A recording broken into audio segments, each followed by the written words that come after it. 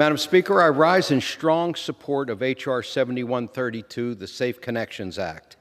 A cell phone may be one of the most important items a survivor of domestic violence, human trafficking, or other related crimes has when living in an abusive relationship. This device will not only allow a survivor to stay connected to family and friends, but it also provides them with access to outside help and support networks. There is no question that a cell phone is an important lifeline for survivors of these devastating and horrible crimes. However, in some instances, survivors use a cell phone with a shared mobile service plan. This can subject these survivors to ongoing digital abuse like bullying, stalking, or intimidation. H.R. 7132 addresses these unfortunate circumstances by requiring mobile service providers to separate the phone line of victims from an account shared with their abuser within 2 business days without financial penalties or other potential obstacles.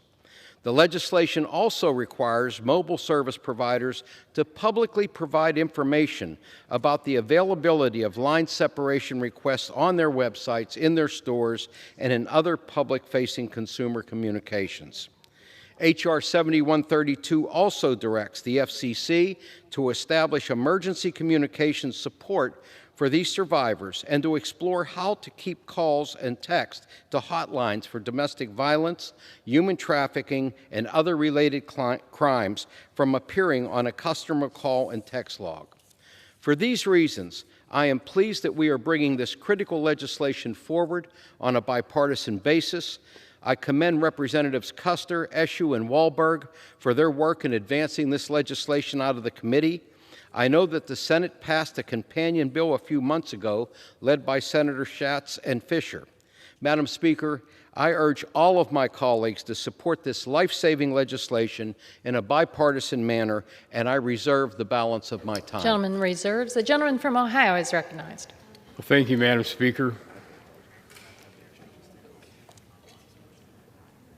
I rise today in support of H.R. 7132, the Safe Connections Act that was introduced by Representative Custer, Wahlberg, and Eshoo. The Safe Connections Act will help streamline the process for survivors of domestic violence, human trafficking, and related crimes, as well as their dependents to leave a shared mobile phone contract with their abuser. Survivors of domestic abuse routinely experience digital abuse, stalking, and coercion through the use of a shared cell phone plan. This can lead to instability for survivors and make it even more difficult to escape an abusive relationship. Abusers that share a mobile plan with a survivor of domestic abuse often monitor the location of their victim as well as their call and text history, which could provide an abuser insight into a victim's support network, family, friends, and coworkers.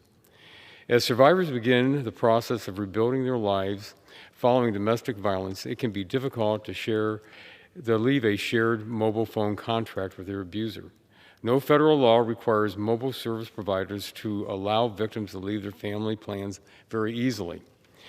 While some states require victims to get a court order to leave a family plan, other states allow victims to leave family plans without a court order, but instead compel victims to supply phone companies with evidence of their abuse. The Safe Connections Act would require a mobile service provider to complete a line separation request within 2 business days, provide clarity to survivors on how to submit the request, and permit survivors to receive confirmation that the request is complete by remote means. The legislation would also limit mobile service providers from making the line separation request contingent on paying an early termination fee, maintaining a contract with the provider, or requiring approval of separation by the primary account holder. The Safe Connections Act is a step forward in helping domestic violence survivors and their dependents leave abusive situations. I urge my colleagues to support the legislation, and I reserve the balance of my time. Gentleman from Ohio reserves. The gentleman from Pennsylvania is recognized. I reserve. Gentleman reserves. Gentleman from Ohio. Well, thank you very much. At this time, I'd like to... Okay, I'm sorry. I believe we're ready to close then. The gentleman's recognized. Well, thank you very much. Madam Speaker, It's very important that the House acts favorably on this piece of legislation because, again, when you're thinking about what the survivors of domestic violence, human trafficking, related crimes go through, and also their dependents, it's absolutely essential that this piece of legislation be favorably acted on by the House. Because, again, we want to make sure that an individual can leave these plans but also still be able to remain connected with their friends and family and other individuals out there. So with that, Madam Speaker, I ask that the House support this legislation, and I yield back the balance of my time. Gentleman yields back. The gentleman from Pennsylvania. Thank you, Madam Speaker. Having no further speakers, I also want to urge members on both sides of the aisle to support H.R. 7132, and I yield back the balance of my time. Gentleman from Pennsylvania yields back. The question is, will the House suspend the rules and pass the bill H.R. 7132 as amended? All those in favor say aye. Those opposed, no. In the opinion of the chair, 2/3 being in the affirmative, the gentleman from Texas. Ask the yeas and nays. The yeas and nays are requested. All those in favor of taking this vote by the yeas and nays will rise and remain standing until counted. If a sufficient number having risen, the yeas and nays are ordered. Pursuant to Clause 8 of Rule 20, further proceedings on this question will be postponed.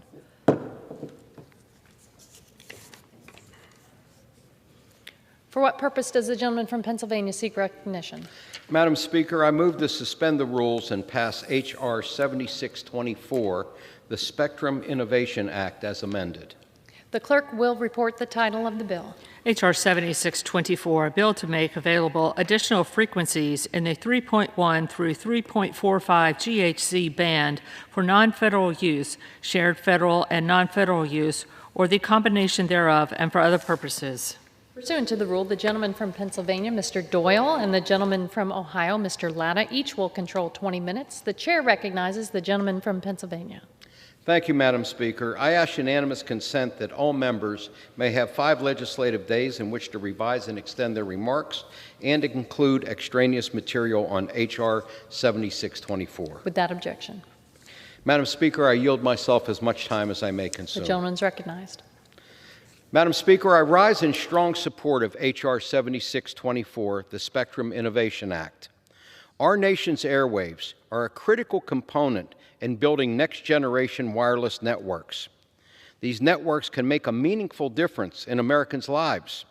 They can expand the reach of telehealth services, extend educational experiences beyond the classroom, and provide critical communication for public safety activities.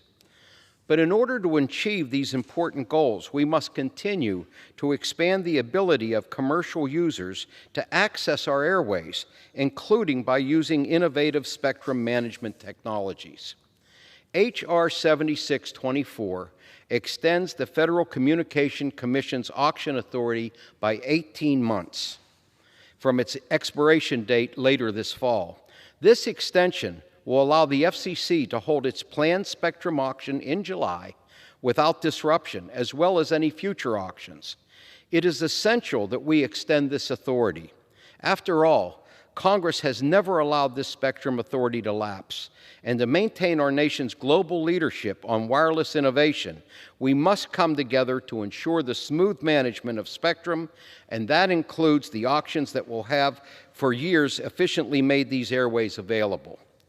I'm also pleased that this legislation will use auction proceeds in a budget-neutral manner to fund 2 significant public programs, the FCC's Rip and Replace program and the transition to next-generation 911 networks.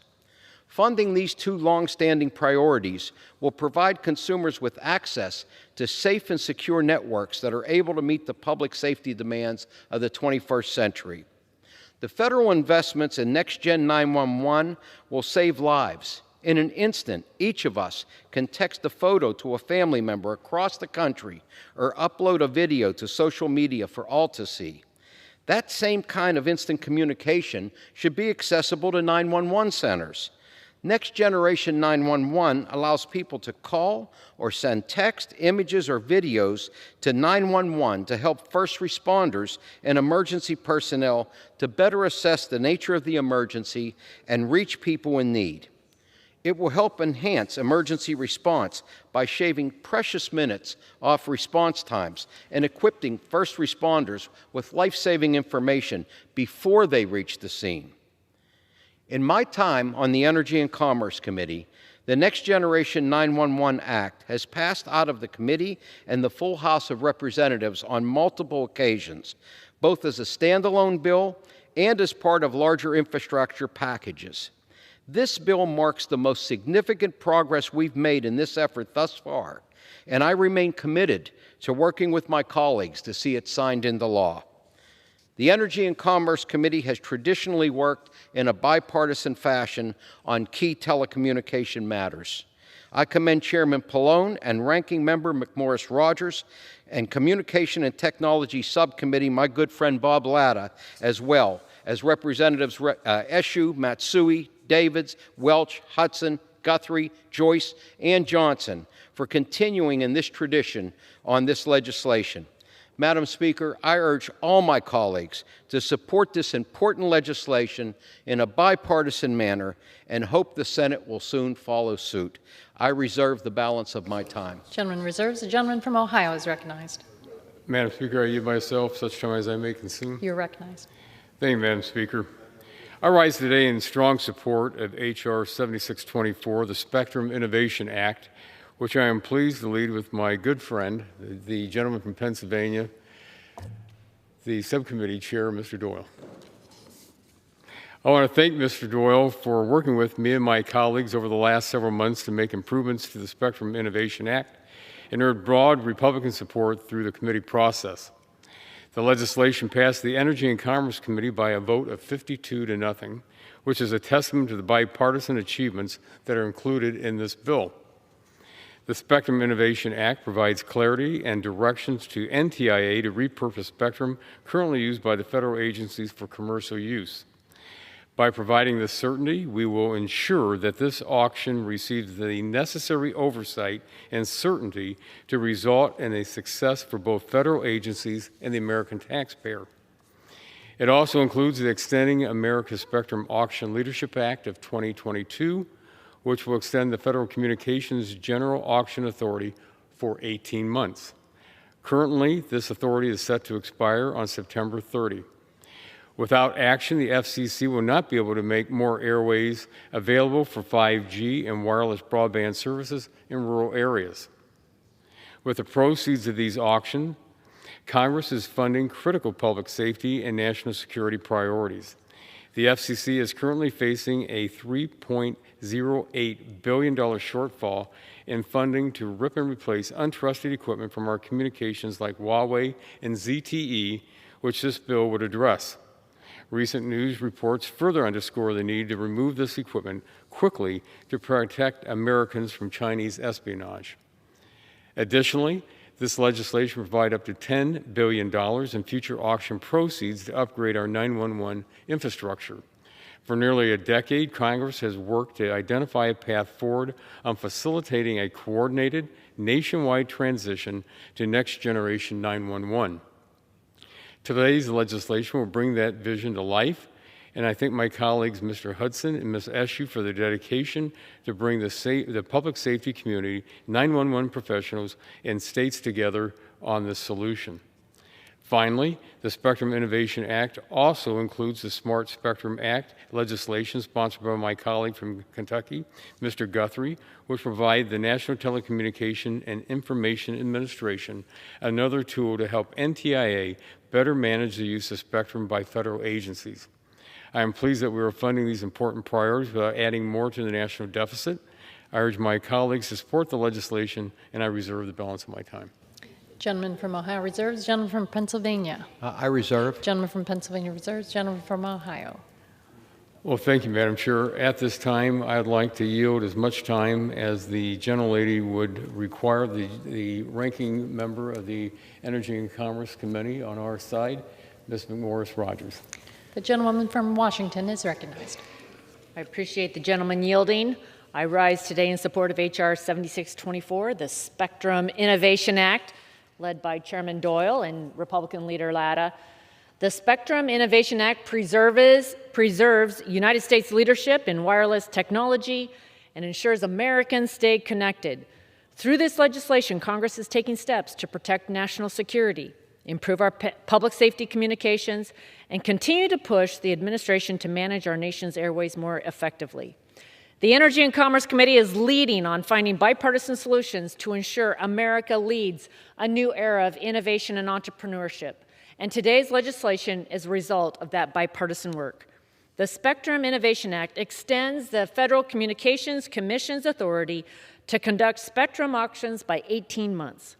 Without congressional action, the FCC's authority to issue spectrum licenses expires on September 30th.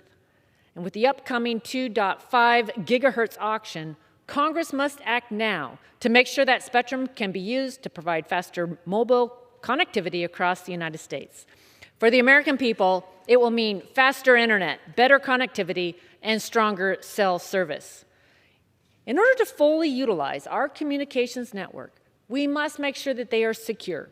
In 2020, Congress passed the Secure and Trusted Communications Network Act to ensure communications networks in the United States were secure. This provided funds to carriers that contained dangerous equipment in their networks, like Huawei and ZTE, to those characters so that those carriers could maintain service while replacing that communications equipment with secure components. Earlier this year, the FCC determined that they needed more money to secure our networks. This legislation addresses that shortfall. If we fail to act, dangerous equipment from CCP connected to companies could remain in our communications network indefinitely. This is a serious national security threat that must be addressed as quickly as possible. The Spectrum Innovation Act also includes legislation sponsored by my colleague from Kentucky, Mr. Guthrie, to establish an incumbent informing capability at the National Telecommunications and Information Administration. His legislation, the Smart Spectrum Act, will provide NTIA another tool to better manage federal spectrum use and help us win the future by making more spectrum available for commercial use as the demand and uses for wireless technology grows. Finally, the Spectrum Innovation Act would facilitate a nationwide transition to next generation 911. This legislation will help bring 911 fully into the 21st century by considerably improving the public's ability to contact and share information with first responders during emergencies. It will also enable our first responders to more safely respond to emergencies by providing them with additional information, gathering tools to help strengthen their response when they arrive at the scene. I would like to thank Mr. Hudson and Ms. Eshu for their years of hard work to put together comprehensive legislation to upgrade our nation's aging 911 infrastructure. This bill advances innovation, improves public safety, and strengthens America's economic leadership, all while remaining budget neutral and costing the American taxpayers nothing by using the proceeds from future spectrum auctions to fund these important priorities. I want to thank Chairman Pallone, Chairman Doyle, Ranking Member Latta, for working with me, for all of us to come together on a bipartisan agreement. This legislation is currently the only proposal moving through Congress to address these challenges, and there are imminent consequences to our national and economic security if Congress fails to act. I'm pleased to see the House lead take up the Spectrum Innovation Act with bipartisan support, and I urge my colleagues to vote yes. And I yield. Gentlewoman from Washington yields back. Gentleman from Ohio reserves. Gentleman from Pennsylvania is recognized. I reserve. Gentleman from Pennsylvania reserves. The gentleman from Ohio, Mr. Latta, is recognized. Well, thank you, Mr. Speaker. I'm ready to close. Well, thank you very much. Mr. Speaker, again, there's many points why it's really important that this piece of legislation does pass. You know, number one, the Spectrum Innovation Act provides clarity and direction to NTIA to repurpose the spectrum currently used by federal agencies for commercial use. Second, it's going to extend the Federal Communications General Auction Authority for 18 months. Third, the rip and replace is so absolutely important because we have to make sure we remove this untrusted equipment from our communications networks. Fourth, it's going to help provide up to $10 billion to help upgrade our 911 systems that we have to make sure that are upgraded because as time goes by, it's absolutely essential. And finally, it's going to help NTIA better manage our spectrum. So I urge passage of this very important legislation, and I yield back the balance of my time. The gentleman from Ohio yields back. Gentleman from Pennsylvania, Mr. Doyle is recognized. Thank you, Mr. Speaker. I have no further speakers, but I would just like to reiterate how important H.R. 7624 is to future technologies, to Next Gen 911. This is, as was said, a bill that passed out of our committee unanimously, 52-0. I would urge all my colleagues on both sides of the aisle to give it their support when it comes up for a vote, and I yield back the balance of my time.